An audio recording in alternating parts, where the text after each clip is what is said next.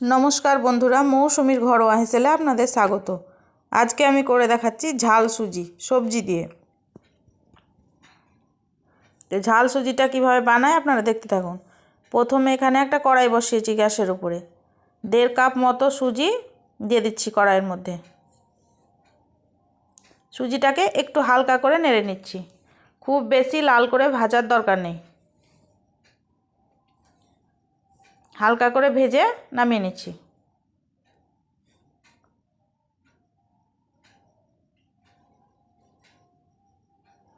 সুজিটা নামিয়ে নিয়েছি এবং ওই কড়াইয়ের মধ্যেই দিয়ে দিচ্ছি কিছুটা পরিমাণ সাদা তেল।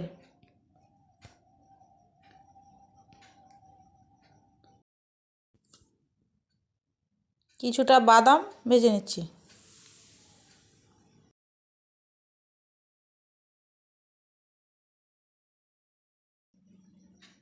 বাদামটা একটু লাল লাল করে ভেজে নিচ্ছি, তারপরে তেল থেকে তুলে নিচ্ছি।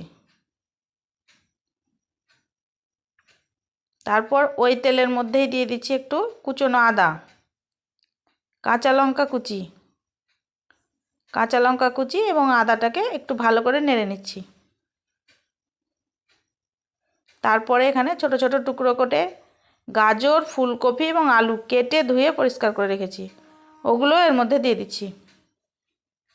ভালো করে নেড়ে চেড়ে ভেজে নিচ্ছি।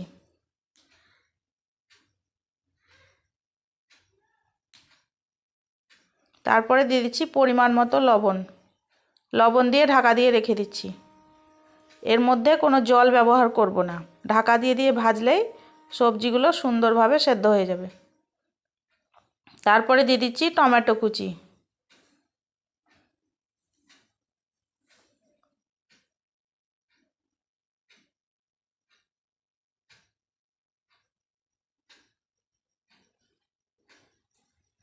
দেখে নিচ্ছি সবজিগুলো সেদ্ধ হয়েছে কিনা। সবজিটা ভালোভাবে সেদ্ধ হয়ে গেছে। এরপরে দিয়ে দিচ্ছি ভেজে রাখা সুজি এবং সুজি দেওয়ার পরে কিছুক্ষণ নেড়ে নিচ্ছি।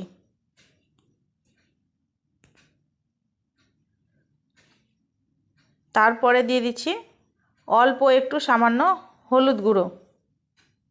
তারপরে দিয়ে দিচ্ছি 1/2 কাপ মতো জল দিয়ে ভালো করে নেড়ে চেড়ে ঢাকা দিয়ে রেখে দিচ্ছি 2-1 মিনিটের জন্য, যাতে ভালোভাবে সুজিটা সেদ্ধ হয়ে যায়।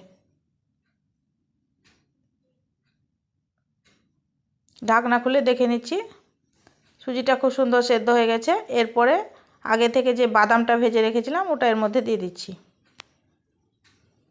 বাদাম দেওয়ার পরে ভালো করে নেড়ে নিচ্ছি এবং ওপর থেকে দিয়ে দিচ্ছি ধনেপাতা কুচি দেওয়ার পরে ভালো করে আবারও মিশিয়ে নিচ্ছি।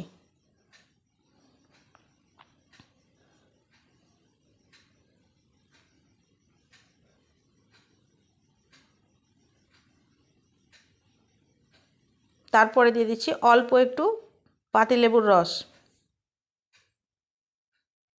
এতে একটু টক টক ফ্লেভারটা হবে, বেশ খেতে ভালো লাগবে। ভালো করে নেড়ে চেড়ে নামিয়ে নিচ্ছি। একদম রেডি ঝাল সুজি। আমার চ্যানেলটি ভালো লাগলে লাইক করবেন, শেয়ার করবেন, সাবস্ক্রাইব করবেন, কমেন্টে জানাবেন কেমন হয়েছে। দেখা হচ্ছে পরের ভিডিওতে। আপনারা সবাই ভালো থাকবেন। টাটা।